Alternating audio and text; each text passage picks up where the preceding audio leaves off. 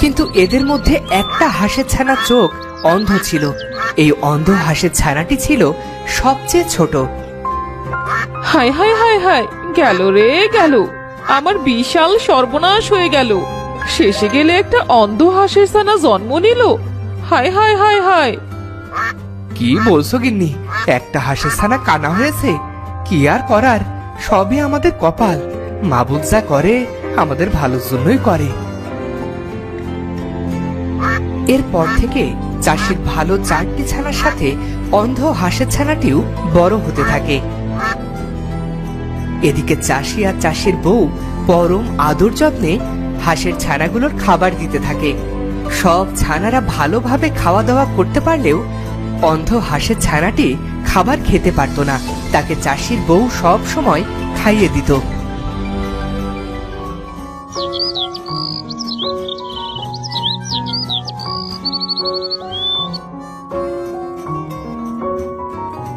গিন্নি, আরে ও গিন্নি, কোথায় তুমি? হাঁস ছানাগুলো যে না খেয়ে আছে। তুমি ওদের খাবার খেতে দাও, আমি সে অন্ধ হাঁসের ছানাটাকে খাবার খেতে দিচ্ছি। চাষি তখন হাঁস ছানাদের খাবার দিতে থাকে। আর ঠিক তখনই তাদের বাড়ির সামনে দিয়ে একটা লোক যাচ্ছিল। সেই লোকটি অন্ধ ছানাটিকে দেখল। বাকি ছানাগুলো খাবার খেতে পারলেও অন্ধ ছানাটি বারবার পড়ে যাচ্ছিল। এটা দেখে লোকটি বলল, কি গো ভাই, তোমার ছানাটি এমন কেন করছে? আসলে এই ছানাটি অন্ধ, তাই না দেখে খাবার খেতে পারে না। তাহলে অন্ধ ছানাকে বাঁচিয়ে রেখে কি লাভ? শুধুই তো খাবার অপচয় হবে। মেরে ফেলো, মেরে ফেলো। এই কথা বলে লোকটি চলে গেল।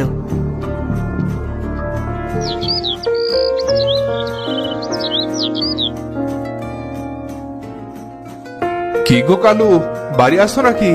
কালু চাষি, আরে ও কালু চাষি। না জমিদার মশাই, সে একটু কাজে গেছে। আসুন জমিদার মশাই, বসুন।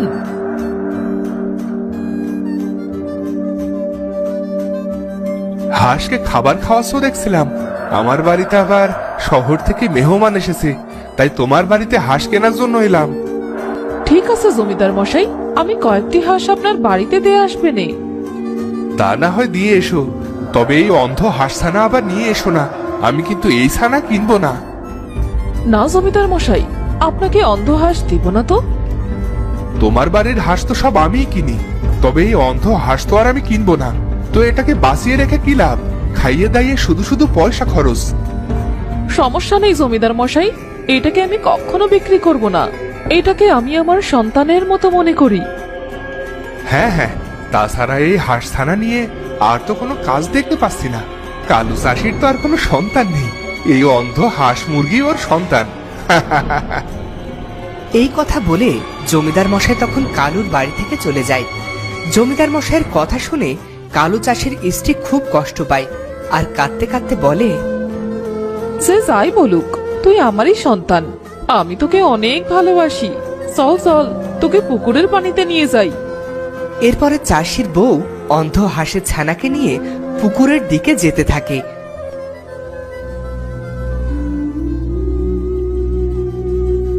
পুকুরের কাছে গিয়ে সে দেখতে পায় তার 4টি ভালো হাঁস ছানারা পানিতে খেলছে। তখন চাষির বউ অন্ধ হাঁসের ছানাটিকেও তাদের পাশে ছেড়ে দেয় আর বসে বসে কাঁদতে কাঁদতে বলে,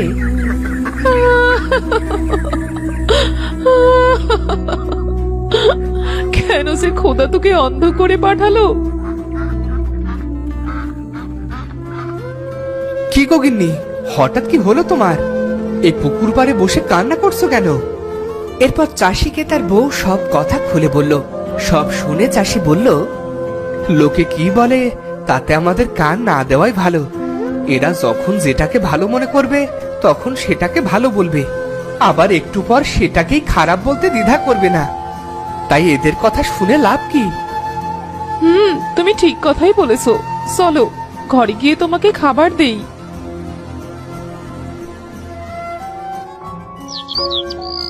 এভাবে দিন যায়, মাস যায়, এরই মধ্যে শীতকাল চলে আসে।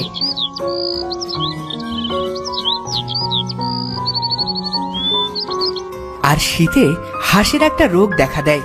একদিন সকালে চাষির বউ হাঁসের খোয়ারের সামনে গিয়ে বলে, হায় হায় হায়, গেল রে গেল, আমার বিশাল সর্বনাশ হয়ে গেল। তোমার আবার কি হলো গো? এই সকাল সকাল কি হলো তোমার, বলো তো? এত কান্নাকাটি করছো কেন? দেখো দেখো দেখো, আমার সব হাঁসগুলো যে মরে গেল। হায় খোদা, হে কি সর্বনাশ হয়ে গেল। হায় হায় হায় রে। মরবে না তো কি করবে? ভালো হাঁসগুলোর সাথে তো রেখেছো একটা অন্ধ হাঁস। ওই অন্ধ হাঁসের জন্যই তোমার সব হাঁসগুলো মরলো। কি কি হয়েছে গিন্নি এত সকাল সকাল? কি হয়নি তাই বলো। ওই অন্ধ হাঁসের কারণে তোমার সব হাঁসগুলোকে আজ মরতে হলো। প্রতিদিন তো দুধ কলা দিয়ে কালসা পুষেছ। যা হবার তা হয়ে গেছে, এতে তো আর আমাদের হাত নেই। সময় থাকতে ওকে এখনই বাড়ি থেকে বিদায় করো, নয়তো ওর রোগ থেকে আমাদের হাঁসগুলো মরবে।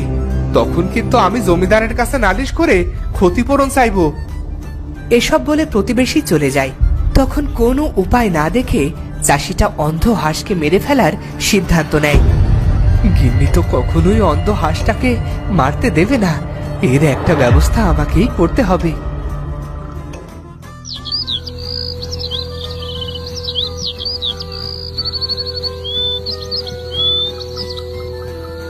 সেই রাতে চাষি খামারের কাছে আসে আর খোয়ার থেকে চুপি চুপি অন্ধ হাঁসটা চুরি করে। তারপর অন্ধ হাঁসটাকে ধরে নিয়ে যেতে থাকে গভীর জঙ্গলে। আমাকে মাফ করে দিস তুই বউ, তুমিও আমাকে মাফ করে দিও। আমি আমি ইচ্ছা করে এসব করিনি। এই হাঁসটাকে যতদিন আমাদের কাছে রাখবো ততদিন আমাদের বিপদ আসতেই থাকবে। এই বলে সে ছুরি দিয়ে হাঁসটাকে হত্যা করতে যায়। ঠিক তখনই চাষির সামনে এক প্রকৃতি রানী আবির্ভূত হয়। তুমি একই করছো চাষি? মানুষের কথায় একটা নিষ্পাপ অন্ধ হাঁসছানাকে হত্যা করছো। এর জন্য তোমাকে অনেক শাস্তি ভোগ করতে হবে। আমাকে মাফ করে দিন, এছাড়া যে আমার আর সামনে কোনো পথ খোলা ছিল না। কেন চাষি, কেন? তুমি মানুষের কথায় এই অন্ধ হাঁসটাকে মারতে চাইছিলে? যে মানুষ তোমায় ভালোই প্রশংসা আর খারাপের বেলায় ঘৃণা করে, তাদের জন্য তুমি অনেক বোকার মতো কাজ করেছো চাষি। আরে তাই তো, আরে আমি মানুষের কথায় বিশ্বাস করেছি। আজ তো অনেক বড় ভুল করতে যাচ্ছিলাম। আমায় ক্ষমা করে দিন। যাক, তুমি তোমার ভুল বুঝতে পেরেছো, আর আমার কাছে ক্ষমা চাইতে হবে না। ক্ষমা তো তোমাকে উপরওয়ালাই করবে। হ্যাঁ হ্যাঁ প্রকৃতি রানী, হ্যাঁ আমি আমার ভুল বুঝতে পেরেছি। এখন বাড়ি ফিরে যাও, দেখবে একদিন এই অন্ধ হাসি তোমার সব দুঃখ ঘুচাবে। প্রকৃতি রানীর কথা শুনে চাষি অন্ধ ছানাকে আর না মেরে ফোয়ারে নিয়ে আসে। এরপর অনেক দিন কেটে যায়। একদিন চাষির বউ অন্ধ হাঁসকে খাবার খাওয়াতে গিয়ে দেখতে পায় অন্ধ হাঁস ছানাটি একটা ডিম পেড়েছে। হোগো, দেখে যাও, আমাদের হাঁসটা একটা ডিম পেড়েছে।